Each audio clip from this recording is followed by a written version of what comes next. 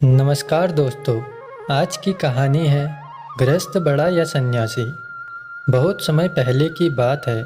किसी नगर में एक विचित्र राजा रहता था। उस राजा की एक आदत थी। जब भी नगर में कोई साधु या सन्यासी आता था तो वह उसे बुलाकर पूछता था कि गृहस्थ बड़ा या सन्यासी। जो भी बताता कि गृहस्थ बड़ा है, वह राजा उससे कहता था कि तो फिर आप सन्यासी क्यों बने, चलिए गृहस्थ बनिए।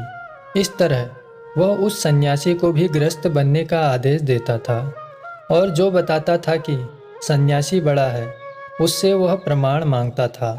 यदि वह प्रमाण ना दे सके तो वह उसे भी गृहस्थ बना देता था। इस तरह कई संत आए और उन्हें सन्यासी से गृहस्थ बनना पड़ा। इसी बीच एक दिन नगर में एक महात्मा का आगमन हुआ। उसे भी राजा ने बुलाया और अपना वही पुराना प्रश्न पूछा, गृहस्थ बड़ा या सन्यासी। महात्मा बोले, राजन, ना तो गृहस्थ बड़ा है ना ही सन्यासी। जो अपने धर्म का पालन करे वही बड़ा है। राजा बोला, अच्छी बात है। क्या आप अपने कथन को सत्य सिद्ध कर सकते हैं? महात्मा ने कहा, अवश्य। इसके लिए आपको मेरे साथ चलना होगा। राजा महात्मा के साथ चलने के लिए तैयार हो गया। दूसरे ही दिन राजा और महात्मा दूसरे राज्य निकल गए। उस राज्य में राजकन्या का स्वयंवर हो रहा था। दूर दूर के राजा व राजकुमार आए हुए थे। बड़े ही विशाल उत्सव का आयोजन किया हुआ था। राजा और महात्मा दोनों उस उत्सव में शामिल हो गए। स्वयंवर का शुभारंभ हुआ। राजकन्या राज दरबार में उपस्थित हुई। वह बड़ी ही सुंदर थी। सभी राजा और राजकुमार स्तब्ध होकर उसे देख रहे थे और मन ही मन उसे पाने की कामना कर रहे थे। राजकन्या के पिता का कोई वारिस नहीं था, इसलिए महाराज राजकन्या द्वारा चुने हुए राजकुमार को ही अपने राज्य का उत्तराधिकारी घोषित करने वाले थे। राजकुमारी अपनी सखियों के साथ राजाओं के बीच घूमने लगी। वहां उपस्थित सभी राजाओं को देखने के पश्चात भी उसे कोई पसंद नहीं आया। राजा निराश होने लगे। राजकुमारी के पिता भी सोचने लगे कि स्वयंवर व्यर्थ ही जाएगा, क्योंकि राजकुमारी को तो कोई वर पसंद ही नहीं आया। तभी वहाँ एक तेजस्वी सन्यासी का आगमन हुआ। उसका चेहरा सूर्य के समान चमक रहा था। तभी राजकुमारी की दृष्टि उस युवा सन्यासी पर पड़ी। देखते ही राजकुमारी ने अपनी वरमाला उसके गले में पहना दी। अचानक हुए इस स्वागत से वह युवा सन्यासी अचंभित हो गया। उसने तत्क्षण उस माला को अपने गले से निकालते हुए कहा, हे देवी, क्या तुम्हें दिखता नहीं? मैं एक सन्यासी हूँ। मुझसे विवाह के बारे में सोचना तुम्हारी भूल है। तभी राजा ने सोचा, लगता है यह कोई भिखारी है जो विवाह करने से डर रहा है। उन्होंने अपनी घोषणा दोबारा दोहराई, हे युवक, क्या तुम्हें पता भी है, मेरी पुत्री से विवाह करने के बाद तुम इस संपूर्ण राज्य के मालिक हो जाओगे।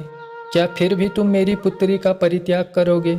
सन्यासी बोला, राजन, मैं सन्यासी हूँ और विवाह करना मेरा धर्म नहीं है।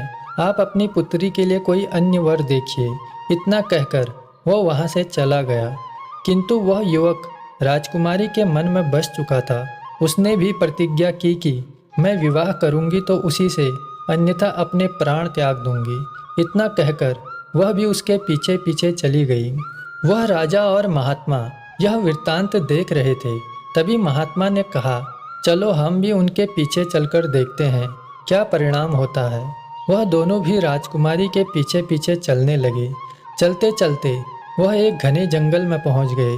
तभी वह युवा सन्यासी कहीं अदृश्य हो गया और राजकुमारी अकेली रह गई। घने जंगल में किसी को न देख राजकुमारी व्याकुल हो उठी। तभी वह राजा और महात्मा उसके पास पहुंच गए और उन्होंने राजकुमारी को समझाया। राजा और महात्मा उसे उसके पिता के पास छोड़ने के लिए ले जाने लगे। वह जंगल से बाहर निकले ही थे कि अंधेरा हो गया। सर्दी की काली अंधियारी रात थी। भटकते भटकते वे तीनों एक गांव में पहुंचे और गांव के चौपाल पर जाकर बैठ गए। बहुत सारे लोग वहां से गुजरे, लेकिन किसी ने इन ठंड से ठिठुरते मुसाफिरों का हाल तक नहीं पूछा। तभी वहां से एक किसान गुजरा। वह अपनी पत्नी और बच्चों के साथ खेत से घर आ रहा था। उसने देखा कि वह तीनों ठंड से ठिठुर रहे हैं। वह किसान उनके पास गया और पूछताछ की तो महात्मा ने बताया कि वे रास्ता भटक गए हैं। किसान बोला, हे अतिथि देव, अगर आप चाहें तो आज रात मेरे घर ठहर सकते हैं। वह उनको घर ले गया और भोजन करवाया। उस दिन किसान के घर में ज़्यादा अनाज नहीं था, अतः किसान और उसकी पत्नी ने अपने हिस्से का भोजन अतिथियों को करवा दिया और स्वयं भूखे ही सो गए। सुबह हुई। राजकन्या को उसके पिता के पास छोड़कर राजा और सन्यासी वापस अपने नगर को चल दिए। महात्मा ने राजा से कहा, देखा राजन, राजकन्या और राज्य को छोड़ने वाला वह सन्यासी अपनी जगह बड़ा है और हमारे अतिथि सत्कार के लिए स्वयं भूखा सोने वाला वह गृहस्थ किसान अपनी जगह बड़ा है। एक तरफ सन्यासी ने राज वैभव और रमणी का तनिक भी मोह न करके अपने धर्म का पालन किया है, इसलिए वह निश्चय ही महान है। दूसरी तरफ उन दंपत्ति ने अपना व्यक्तिगत स्वार्थ न देखकर अतिथि सेवा को प्रधानता दी, इसलिए वह दोनों भी निश्चय ही महान हैं। किसी भी देश काल और परिस्थिति में अपने धर्म कर्तव्य का पालन करने वाला मनुष्य ही बड़ा होता है, फिर चाहे वह गृहस्थ हो या सन्यासी, कोई फर्क नहीं पड़ता। इस तरह महात्मा ने अपनी बात को सत्य सिद्ध किया। दोस्तों, इस कहानी को अंत तक सुनने के लिए धन्यवाद।